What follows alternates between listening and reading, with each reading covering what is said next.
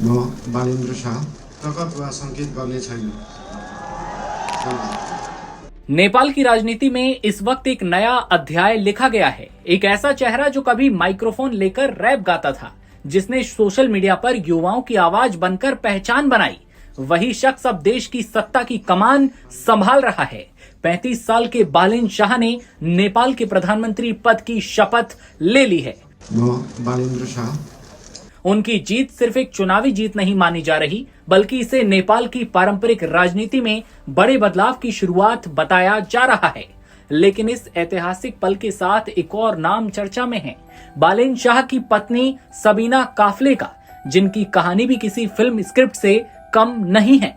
मोरंग जिले के उर्लाबारी की रहने वाली सबीना काफले एक मिडिल क्लास परिवार से आती हैं। उन्होंने नोबल कॉलेज से पब्लिक हेल्थ में ग्रेजुएशन किया, पेशे से पब्लिक हेल्थ प्रोफेशनल रहीं। लेकिन इसके साथ साथ उनकी एक और पहचान है, कविता लिखने की। बालेन्द्र शाह भी जिस पर रीझ गए। सोशल मीडिया पर अपनी कविताएं साझा करने वाली सबीना की लिखी पंक्तियों ने ही बालेन्द्र शाह का ध्यान खींचा, या फिर कहें कि दिल की बातें यहीं से शुरू हुई। बालेन्द्र भी सोशल मीडिया के बड़े स्टार रहे हैं। ऐसे में सोशल मीडिया ने दोनों को मिला दिया।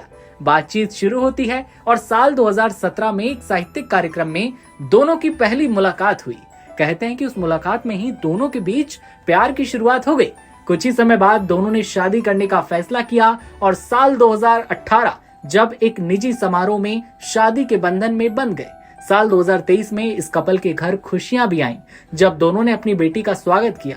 बेटी के जन्म के बाद सबीना परिवार का ध्यान रखने के साथ साथ लेखन भी जारी रखे हुए थी। उन्होंने प्यार और रिश्तों पर कई कविताएं लिखी और दीपलता नाम का एक उपन्यास भी लिखा। बालेन्द्र शाह कई मौकों पर सार्वजनिक मंचों पर ये कह चुके हैं कि उनके राजनीतिक सफर में सबीना का बड़ा योगदान रहा है। वहीं बालेन्द्र शाह का शपथ ग्रहण समारोह भी बहुत खास रहा। पारंपरिक धार्मिक विधियों के बीच शंखनाद हुआ, 108 बटुकों ने स्वस्ति शांति पाठ किया और बौद्ध भिक्षुओं ने अष्टमंगल का जाप किया। पूजा समारोह धार्मिक और सांस्कृतिक रंग में डूबा हुआ नजर आया।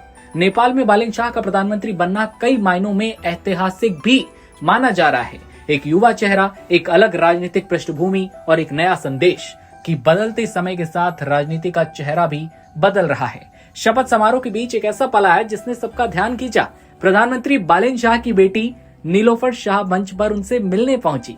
लौटते वक्त नेपाल की फर्स्ट लेडी सबीना काफले उनका हाथ थामे नजर आईं। ये दृश्य पूरे कार्यक्रम का सबसे भावुक पल बन गया। शपथ के बाद बालेन्द्र शाह अपनी बेटी नीलोफर को गोद में उठाकर नजर आए। उनके पीछे फर्स्ट लेडी सबीना काफले खड़ी थी। सत्ता के सबसे बड़े पद पर पहुंचने के बाद भी ये पारिवारिक पल लोगों के दिलों को छू गया।